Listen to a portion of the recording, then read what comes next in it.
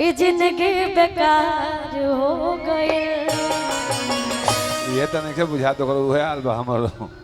कि दिल जब से तोड़ा आ हमारा के छोड़ला हम नहीं छोड़ ले भाई हम जेकरा के कहत नहीं उ समझ जाई हम जकरा कहते हैं समझाता हम जकरा कहते हैं समझाता है वो हमरा के समझाता है ठीक ये अपन का तो हम आगे से कहत नहीं रो पीछे से कहीं जकरा कहे के बा हम कहते नहीं कि दिल जब से तोड़ा अरे जोरे पगला हमारा के छोड़ला नहीं कि छोड़ ले सखी असंगतिया शराब हो गई तोहरा मोहब्बत में ये जिंदगी बेकार हो गई तोहरा मोहब्बत में ये जिंदगी खराब हो गई। और थोड़ा सा आप लोग बैठ जाइए उधर दिखाई नहीं दे रहा थोड़ा बैठ जाइए लेकिन यही ले पाएगो गीत बड़ी सुंदर लिखल गया हमार गीत आओ प्रीति तू आ जा धन्यवाद भैया। एगो औरत के नया नया बियाह भइल बा ए प्रीति एकर तो बियाह पुरान हो गइल है एकर तो तलाको हो गइल बताओ का कही एकर डबल शादी हो गइल आपसे जब नया नया बियाह होता अपना गाँव ना अपना घरे जातड़ी ससुरा जातड़ी डबल घाट में भी है तो जब पहला रात से दूसरा रात होता तो अपना पति से एगो शिकायत करतड़ी का कहतड़ी बोलो भैया बालू रोटी खाती है घर अपना मर्द से शिकायत करतड़ी का कहतड़ी कहने बड़ा प्रतिया तर मरत रे बालू घाट पे बड़ा घाट को कि कैसन मोहब्बत कैला कि कैसन मोहब्बत कैला तोहरा न लूर रहे ए रजौ आए का रानी वो कि कैसन मोहब्बत कैला तोहरा न लूर रहे दुख दिला कमरिया के कमर के कसूर का रहे दुख दिला कमरिया के कमर के कसूर का रहे कि कैसन मोहब्बत कैला तोहरा न लूर रहे दुख दिला कमरिया के कमर के कसूर का रहे दुख दिला कमरिया के कमर के कसूर का रहे। और हमारे अनीश भैया की तरफ से बहुत बहुत सारा प्यार सम्मान बहुत बहुत धन्यवाद भैया को। और एगो गीत यही पर हो मेरी जलती जवानी तड़पे कि सैया बखता कपार कि सैया हमार कि बखता कपार रही हो तो देहिया में जार कि राजा हमार कि बखता कपार कि पियऊ हमार कि बखता कपार दुख दिला कमरिया कमर के कसूर का रहे। प्रीति को ये गाना बहुत पसंद है ना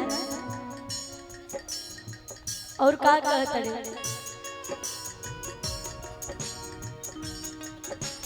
बड़ी परेशान बनी रजऊ बड़ी परेशान बनी रजऊ हो तोह से हरान बनी रजऊ तो हंस हरान बनी रजऊ हो बड़ी परेशान बनी रजऊ हो तोह से हरान बनी रजऊ हो मरले रह का जाए हो मुर्दुलन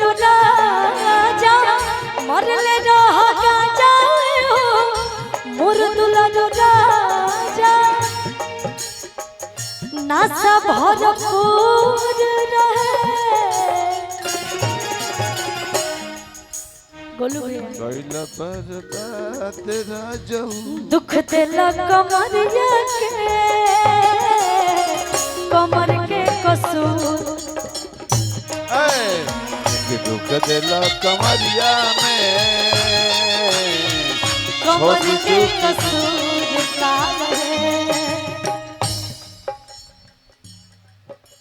मायके बंद खुशी आज हम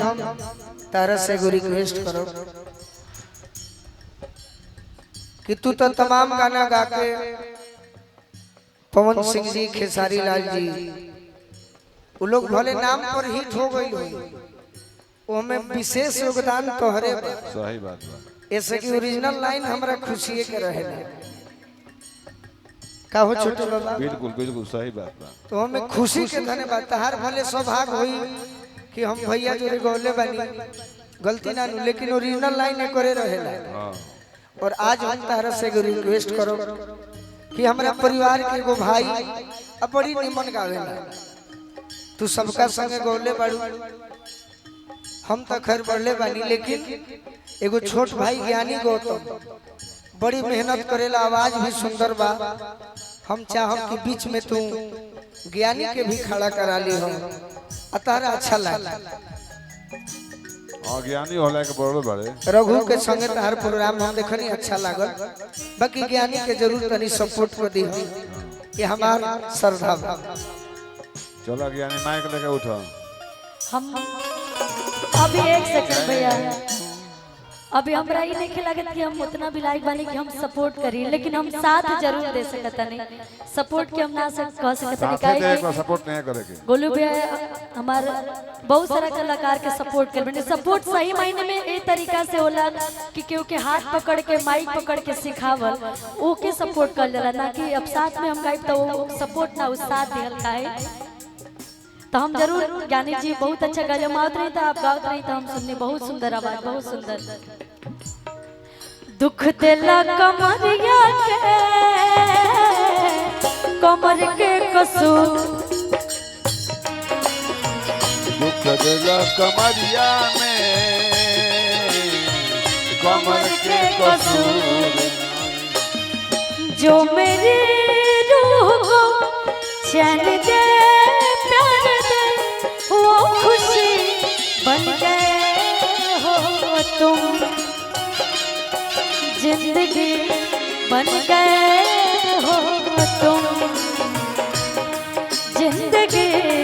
बन गए हो तुम दुख दिला कमरिया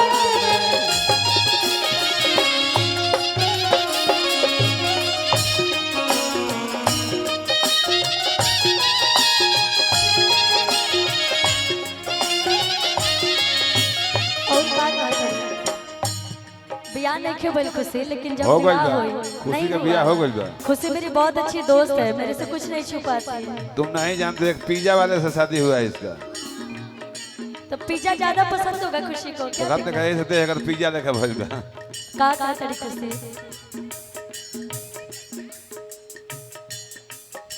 कि सुझे नहीं कवनो पैया हो जना है कौन खाता निकाल से दवैया हो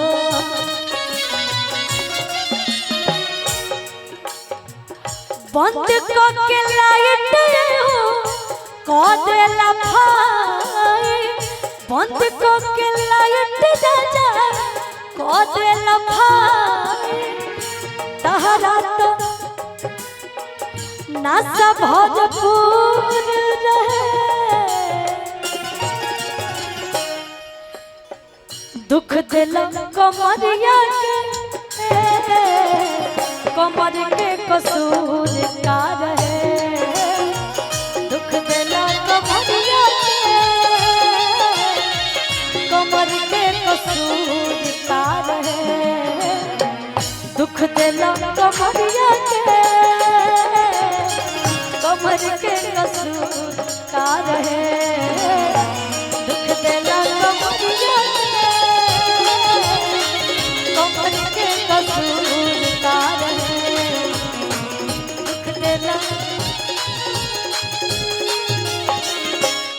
आज कमर के कसूर का रहे।